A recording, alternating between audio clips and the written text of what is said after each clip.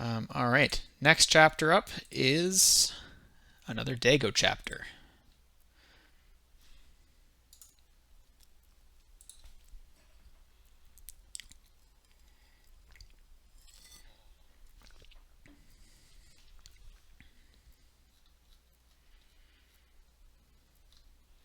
We are on up to Dago chapter 4 by now. So last that we read from Dago, he was not doing so well as he had been captured, injured, and dragged aboard a ship to return to Yerrick, a city from which he apparently escaped once before, and he can't think of anywhere worse than going back to Yerrick. Dago 4, 9th of the 6th moon, year since Orish, 1478. How long had Dago been in the dark? He had lost track. He had his own little room, past all the bunk beds in this cabin. It was likely just a closet, and he was chained to the bars of the porthole. They let him walk around the full cabin once in a while, when all the gang's fighters had cleared out of there. His leg was healing, slowly but surely. He was weak still, and he limped, even when he put his weight on the splint in his leg.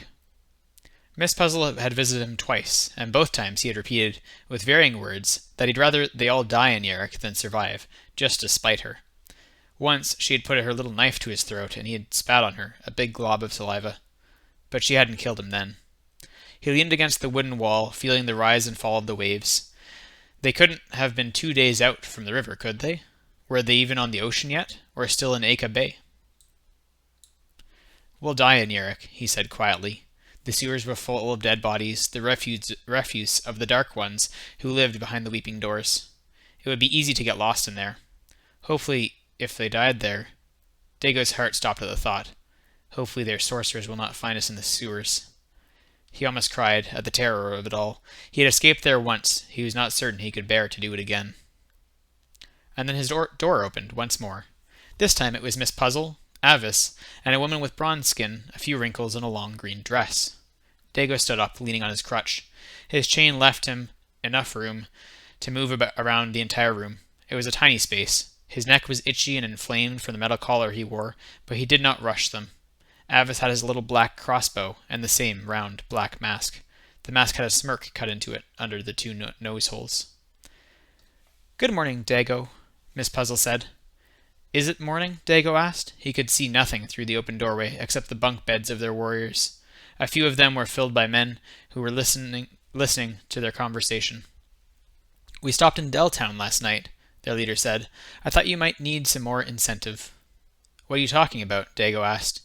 He leaned against the wall. Miss Puzzle looked at the other woman. "Her name is Cirth. She was a fisher." Dago looked at the woman's arms. She had a few bruises and a lot of calluses. A slave? If she had purchased a slave to seduce Dago, she could have chosen better. "No, not in Deltown," Miss Puzzle said. She looked at the woman named Cirth, but got no response. The woman simply kept her eyes down. She had some bruises on her cheek. It looked as though she might have been hit by one of the men. Dago shrugged. "How is this supposed to persuade me?" "She's to share your room until we reach our destination," Miss Puzzle said. "How she is treated on the journey is entirely up to you. I could care less. How she is treated after our mission, well, that is up to me." She smiled, held one hand out to Dago, taunting him to bite at her. She had clean olive skin still, not stained by sweat. Dago chuckled, but he was trying to think through her manipulations. He still smirked, though his spirits were sinking quickly. "Curse you, puzzle me this, puzzle me that. Go jump off into the sea. Curse you and all your offsprings." Or offspring. "I have no offspring at all, Dago," Miss Puzzle said. "Avis, let's go."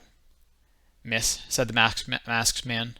They began to withdraw, Avis backing up, while his superior turned away. "What makes you even think I care one bit about this woman?" Dago shouted. Miss Puzzle didn't even bother looking back at him. She shrugged her thin arms and said, "Nothing. Kill her if you want. Wasn't much effort to give this a try." Then the door slammed closed, leaving Dago alone with his visitor. "They're a bunch of devils," Dago said, panting. He rose from the wall and began to pace. "They belong where we're going. Damn them, they belong there." The woman in the green dress cowered in the corner. What?" She bowed her head. "I'm sorry." Dago lowered his voice. "What?" "I was just going to ask..." "Are you going to kill me?" the woman asked. She didn't look at Dago. She looked at the same spot on the floor, as though she had marked it with a little X. It was all wooden planks smoothed by water. It was all wooden planks, smoothed by weather and wear, and the treads of Dago's shoes. "What's your name?" Dago asked. "Sirth," she said quietly, and glanced up at him. Dago raised his hand below the angle of his face, indicating she shouldn't look away. "Sirth, I won't touch you. I can't speak for them, but I don't kill unarmed people." Sirth exhaled. She had been holding her breath, and then began to breathe heavily. She was trembling. "Why is this happening? I was just checking the traps, that's all, and 4 men grabbed me, 1 hit me. Why is this? What do they want from me?" "Nothing," Dago said. "They think I will act differently, that I'll get to know you or something, and that'll change how I act when they threaten you." "Will you?" Dago sat down and put his head against the boards of the wall. "Get some rest, Sirth," he said. "It must have been a long night." She lifted the hem of her dress enough to settle on her knees, though she was still on the other side of the room from her. She leaned her sweaty head back against the wood, as he had done, but her eyes were still open, and she was staring at him. After a moment he raised his hands. "What?" he asked gruffly. "Please don't let them hurt me. Do whatever they want. Please, I have a son at home, and a husband. My mother is "Enough!" Dago barked. He squeezed his eyes closed. "Damn Miss Puzzle," he thought to himself. "I said get some rest, and don't open your mouth, please." Long after she had dozed off, Dago stared at the back of his eyelids. He quietly hit his head off the wood behind him. What was the way out? He had to get them to kill him first. Then they'd have no reason to harm Sirth. No, he told himself. Dago works for coin, not for fun feelings. He trembled with anger and forced his eyes open. He stared at Sirth for a long moment. Dago won't die for someone else. Not for free, he told himself. Jobless Dago didn't make dramatic action. Jobless Dago didn't do anything but drink, gamble, and sleep, and this was no exception. So there was Dago, Chapter 4.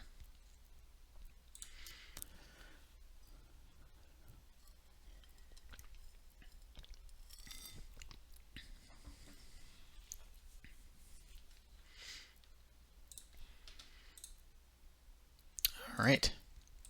I think we'll do one more chapter, and then we'll either wrap up the stream or maybe move on to some more work on the wiki.